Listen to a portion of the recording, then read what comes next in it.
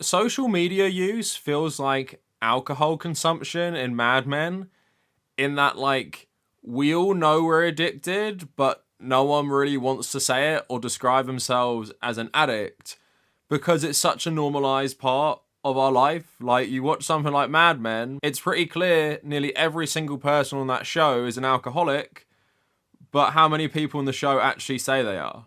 Like, maybe one? In the show that covers a period of like 10 years. Now, I'm not saying everyone who uses social media is an addict, but I think it's fair to say if you're a content creator like myself, you probably spend a lot of time on social media. And I still do. This video isn't me quitting social media, but what this video is basically me explaining to you why I think Twitter is the worst social media and the most toxic social media, which I've only really come to realize because by the time this video goes up, it will be 10 days since I used it properly. And 7 days, I just didn't look at it at all. I did look at it a tiny bit today just because I was making this video. And I also want to talk about my journey on Twitter, using it since 2011, how Elon Musk made it way worse, but how it's not all just on him. It's just how that, platform treats engagement. And I made a video on Friday, which came out this week, about James Somerton, talking about how people interact with him because they don't really understand, what it's like to get loads of hate comments. But that sort of mentality is basically what Twitter is built on. It's just all about fighting 24/7. Because out of all social medias, it makes it so easy to get into a big gang and go after someone through things like quote tweets. And thanks to Elon Musk, it disproportionately means right-wing people can do it because even like myself, just before I quit, you have a viral tweet about something, it gets like 42,000 likes, most people agree, and then you look at the comments, and all the top ones are comments with like no engagement from right-wing verified accounts saying like terrible stuff. Because that's what Elon Musk has designed it for. It's now super easy for right-wing people to harass basically everyone. That's what the verification system serves as. I also wrote a little diary as well, documenting the 7 days. I hope it's not too boring for you for me to read through that, but it was definitely interesting. And obviously, Twitter isn't all bad, and I miss certain things from it, and I enjoyed being like an active user on it until a certain point. And I enjoyed like expressing myself on it, and I feel like, Twitter is a place where I could often share like my real opinions about loads of stuff that I would never ever talk about on other social media. So all of that coming up for you today. On the topic of social media, at the moment, I've pretty much replaced Twitter with Threads, but also Blue Sky. So go check me out on both of them if you're using them. Instagram is probably my favorite social media. I have my main account and I have my travel account, where I'm just making like reels about my various travels over the last couple of years. And I'm really enjoying that because I'm just making it for me. I'm not making it with the hopes of, that page going anywhere, but, go check it out if you're interested still. And also check out my Patreon page if you want to support my work and get access to the patrons only Discord server. So that's all my alternatives to Twitter. So now let's talk about like my journey with Twitter and how I've used it. And on that note, we can talk about why it's such a toxic platform. So growing up, we used to have like the very primitive social media. I used to have Bebo back in the day. Who remembers Bebo? Which was really funny to think about. Remembering all like those Justin Bieber videos when he wasn't even famous, just posting on YouTube and stuff. And from there, we went onto Facebook when it first came out. I think I made my Facebook account in 2009. And in the early days of social media, all it was just talking to each other. It was like a massive public chat room because on Facebook, you just used to write statuses or write on each other's walls. And then loads of people would join in. Or you'd post photos. I'm not sure if you could post videos, but you could share like YouTube videos, of course. And then I think in 2011, a lot of me and my friends, we moved to Twitter for the first time. And it pretty much was the same thing. It was all about talking to each other. Everything I remember about early Twitter, 2011 Twitter, was either maybe following some celebrities and tweeting my friends all the time and getting into stupid arguments or just posting stupid stuff. And it was a lot of fun because it was social media in basically its purest form. It was a place to engage with each other outside of school. And yeah, we had like MSN, Messenger, and we had other places, but Twitter was fun because you post something publicly, one friend could join in, then like more friends could join in, post pictures of yourself, post funny things that happen in school, So yeah, I use it like that. And then I don't know when this happened. At some point, I'm going to say like 2015, social media just became all videos. Like Facebook, Twitter, and Instagram eventually got there as well.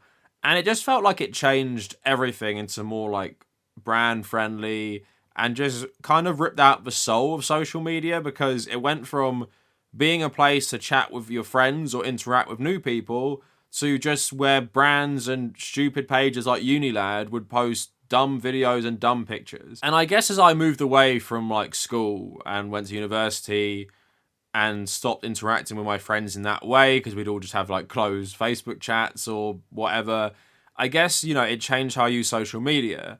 Now, I don't remember when this started either, but I obviously, as a political person, I've been very political for a long time. So let's say I'm about 19 years old. It's 2015, and Donald Trump and Bernie Sanders both announced they're running for president.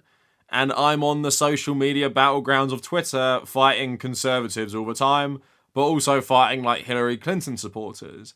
And I know it's like a bit of a meme at this point, or even just, a line of thought that has been way played out and maybe isn't so relevant as it appears to be. It felt like 2016 was a turning point for social media toxicity, because we had Brexit and we had the 2016 election in America for like Western people.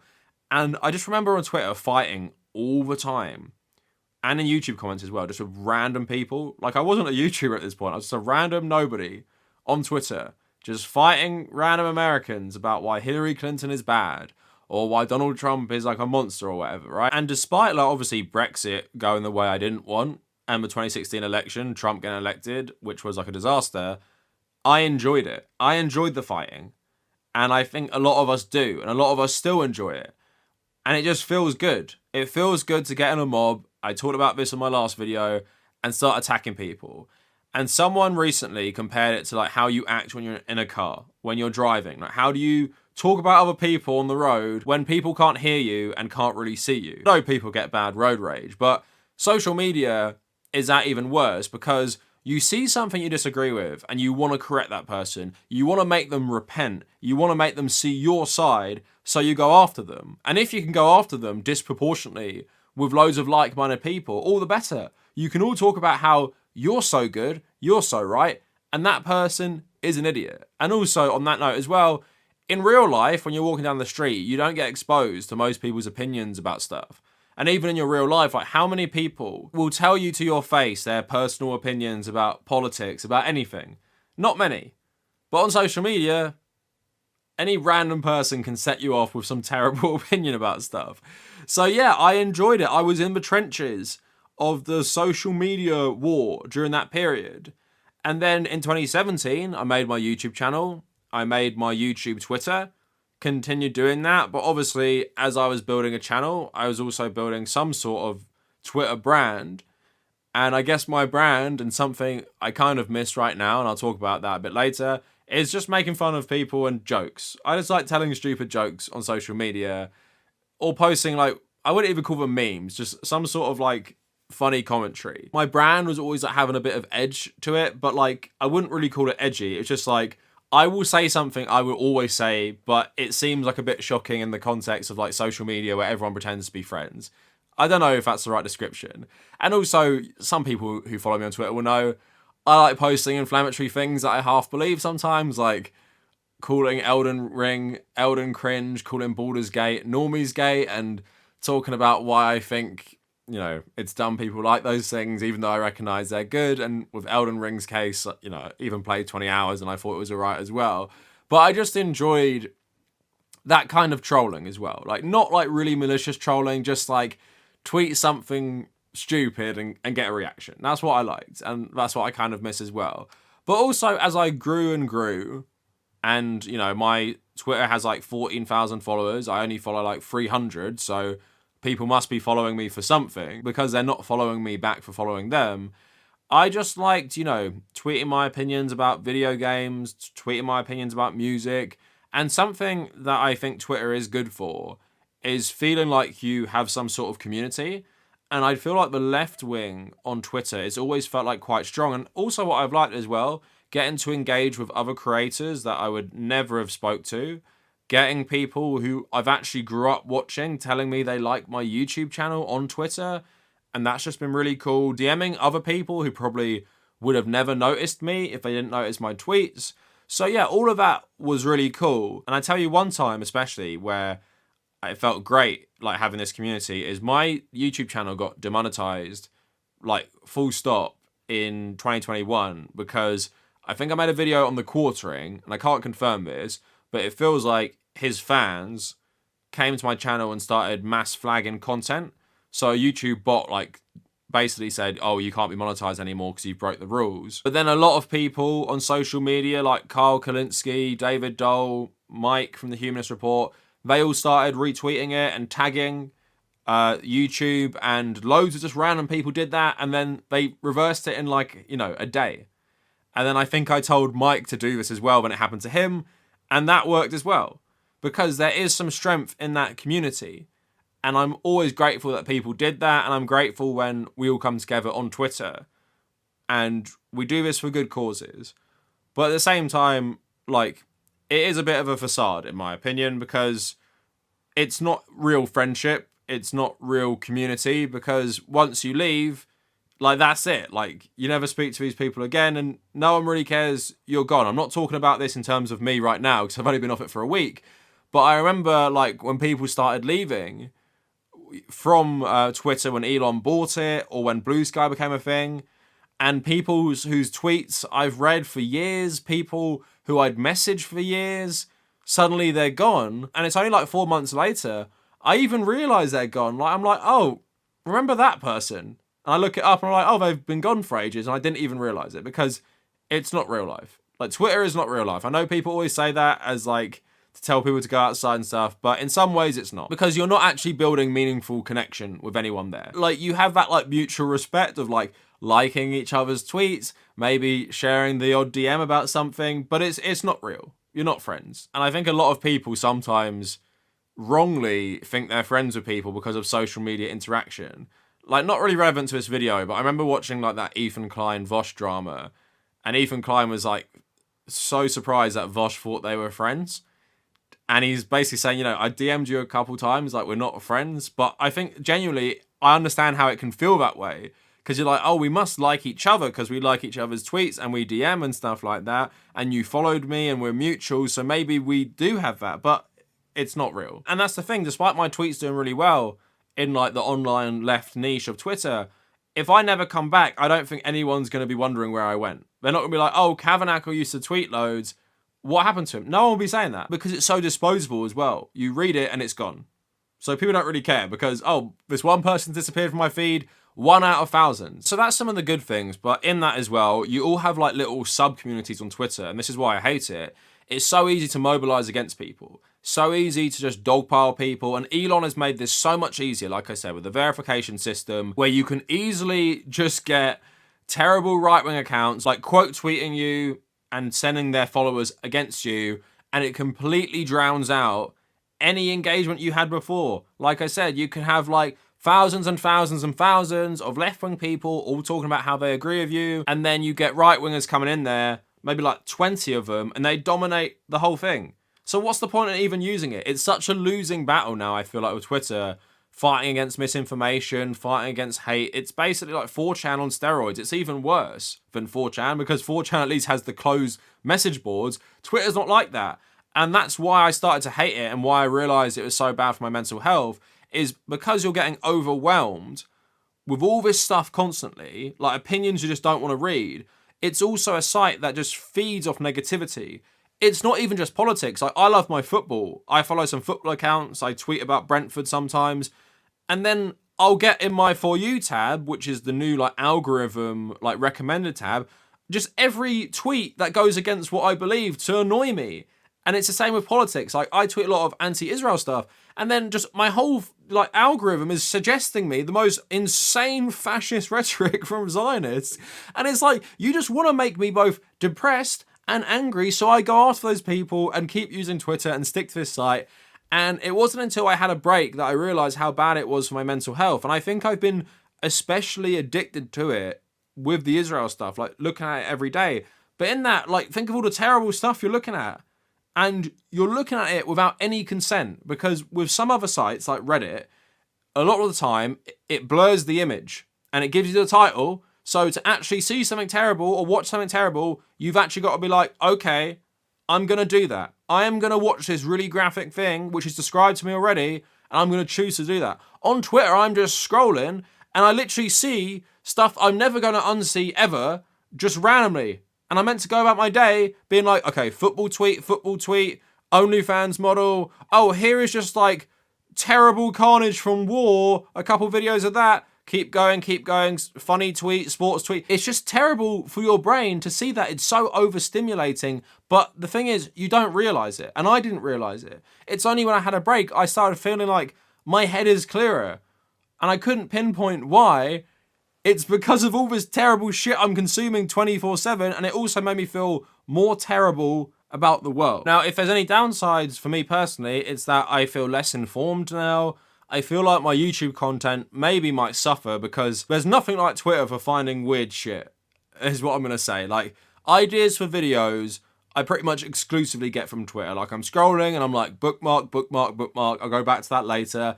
And yeah, now I'm having to curate like my Threads feed, Blue Sky, my Reddit feed better to be like, well, I want to still see this.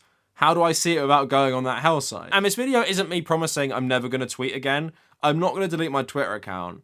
But at the same time, I deleted it off my phone. I don't want it on my phone. And maybe I just want to use it as a place that I can tweet. And I just don't want to read anything. I don't want to read people's replies. I don't want to read the trending tab. I don't want to read Elon Musk tweets. I just want to tweet. And if people want to read it, that's fine. Now, like I said, I actually wrote a little diary about the first 7 days quitting. I probably should have made this clearer. When I said I've used it since 2011, I'm pretty sure I've used it nearly every single day since 2011. Not just someone who's been on it. And I'm pretty sure at least since 2015, I've spent a significant amount of time every day. The week before I stopped using it, I think I used it 14 hours in 1 week. And just the thought of sitting down, imagine that, like for 2 hours a day, like straight. Not that that's how I did it, but that's the amount of time, which is just insane to me. How many hours are you awake every day? And I spent 2 hours a day on Twitter. Fair enough to myself. I do use it for work a lot, and I do use it for good ideas, and I use it to read the news, and I use it for all that stuff.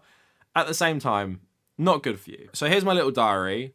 Quite long. I hope you guys find some insight from it. And I don't know if people will relate to my experience. And there might be some like spelling mistakes or whatever. I literally just wrote this once. I've never read it.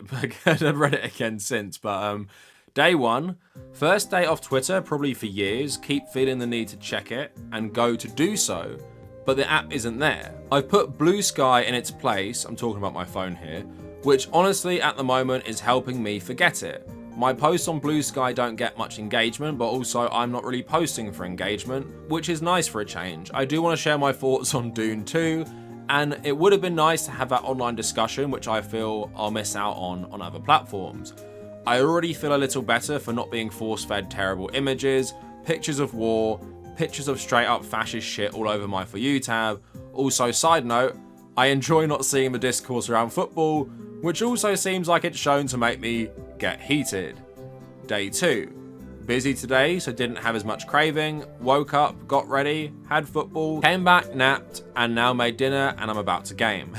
I do find myself pointlessly opening up Blue Sky and Threads purely out of habit, but my brain has definitely felt more clear because of not just seeing my Twitter feed every day. I feel bad because I feel more ignorant about politics, Israel stuff right now, but I'm trying to curate my social media outside of Twitter better for this stuff. One observation is not being on Twitter makes me realise how kind of irrelevant it is to my actual life. Obviously necessary for my career in many ways, but beyond that it doesn't have an impact. I don't use it to interact with anyone really, I hardly message anyone on there or reply to many comments anymore. Day 3.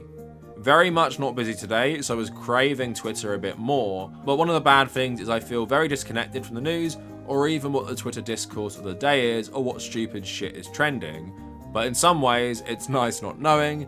My head feels a lot clearer without it, I crave solitude a lot, might be a side effect of OCD, and breaking from Twitter makes me feel more in control, who gets to actually come into my social space.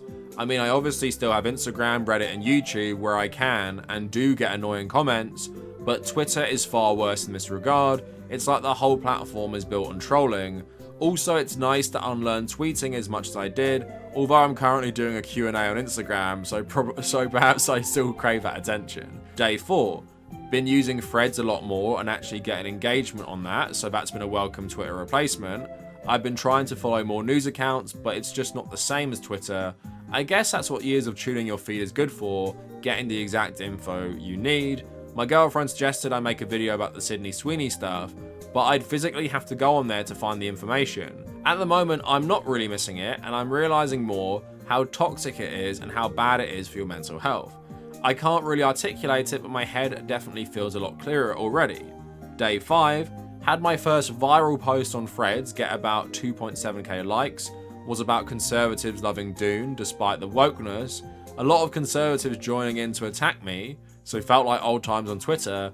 However, it made me realise that why Twitter is so toxic is very easy to mobilise groups to one tweet and attack one account, which promotes a culture more of just attacking each other constantly, where with Threads it kind of feels like the conversation stays on the post itself.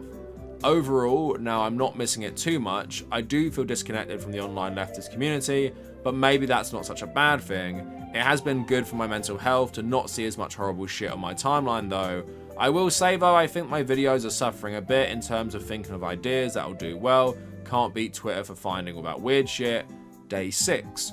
Not much to say that hadn't been said already. Late Friday night editing is so boring and is usually the time I open Twitter the most while struggling to get through the last video of the week. I will say though, I worked quicker and my mood was better without using it. Day 7. Officially a week of deleting Twitter off my phone as of 8 AM this morning. Reflecting on the week, it hasn't been hard because I've substituted Twitter with Threads and Blue Sky. The dopamine I was missing from social media engagement has been easier to handle, as has the mindless desire for scrolling. I guess that is part of the reason I use Twitter so much. As much as I use it for my work, I just use it when I'm bored, and it seems my brain doesn't actually care what I'm scrolling through, as long as I'm doing the physical motion of scrolling and reading something. Twitter is super toxic. By design, it's meant to make you feel bad by either reading annoying tweets from people on the opposite side of any issue, seeing terrible shit with unfiltered news videos without your consent, or just seeing white supremacist mobs going after anyone. I said long ago Twitter is becoming 4chan, but I think it's worse. There is little to differentiate between the actual far-right shit you see on both of them, but unlike 4chan, it feels like no matter where you go on Twitter, you can't escape it. I do miss seeing the tweets of my online mutuals. It makes you feel like you have some sort of relationship with them through comments and likes, but it's honestly a bit of a facade. Who do I actually talk to on that site? Maybe DM 1 or 2 mutuals with any regularity. Who actually cares about anything I say there? I do miss tweeting stuff a bit edgy, mainly just stupid jokes about politics. I have no audience on Blue Sky and Threads doesn't have the same culture, but maybe that's for the better. That's my diary of the week, and honestly, I don't find it hard anymore and I don't miss it. And it was surprisingly easy. And that's what I would say to people. If you're like me and you're actually like addicted to Twitter, or you think you are, have a go at not going on it for like 1 week. And you'll be surprised at how much you feel like you don't need it anymore. And it's easy once you take yourself out of that Twitter bubble to realize it's just not good for you. And when I go back on it now, I don't really have a desire to stay on it as long. Whereas before, like I was saying there, I would just mindlessly scroll for ages. And yeah, I do that on Threads and Blue Sky, but for some reason, it's just not the same. So therefore, I don't want to use them as much. Like I go on them for like a couple minutes and then just think like, I don't really want to use this anymore. And maybe it's because I'm never going to have the same following on those apps. I have 14,000 followers on Twitter, get like decent engagement, and especially if I talk about politics, I always get good engagement. So I guess it kind of feels pointless to even try and get that on another platform, so I don't really bother. But maybe, like I said with the diary, it's a good thing. Like, to summarize everything, I can pretty much admit like I was addicted to Twitter. Or I thought I was. Like maybe I wasn't physically addicted. I know I've made videos about social media addiction and how there hasn't been too much classification about what constitutes as actual social media addiction. I do think it's actually like a real thing. And I thought I needed to go on it all the time. I liked going on it. I liked engaging. I liked the attention as well. And that's the thing with being like someone who has a fair few followers. You get the dopamine hits. You get people telling you you're good through their likes and retweets, telling you you're funny. You're better than other people. You're funnier than other people. Of course you are. That's why you're getting all this attention. But with Twitter especially, again, it's so disposable. I feel this with TikTok as well.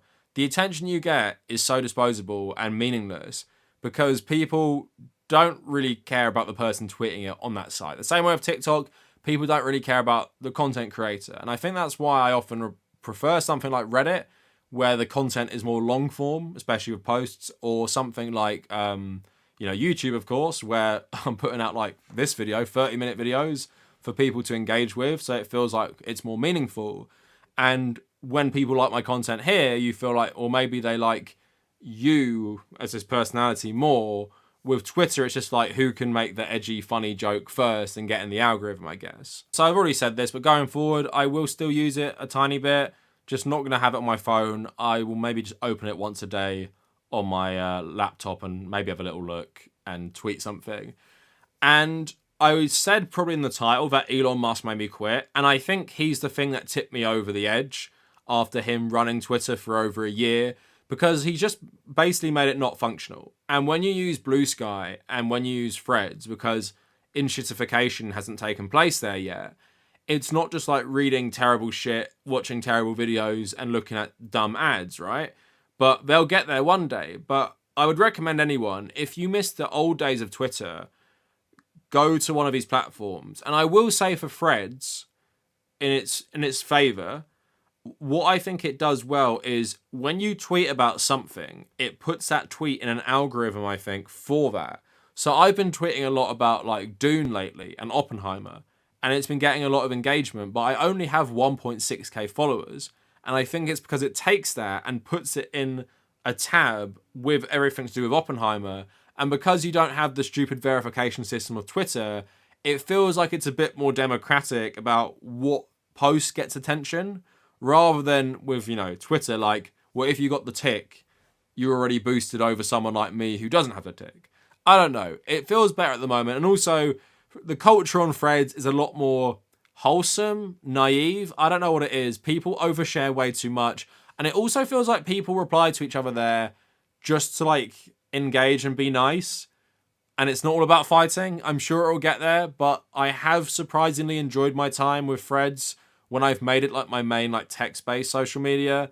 But anyway, that is it for the video. Let me know what you guys think. I strongly recommend quitting Twitter for at least a short period if you can.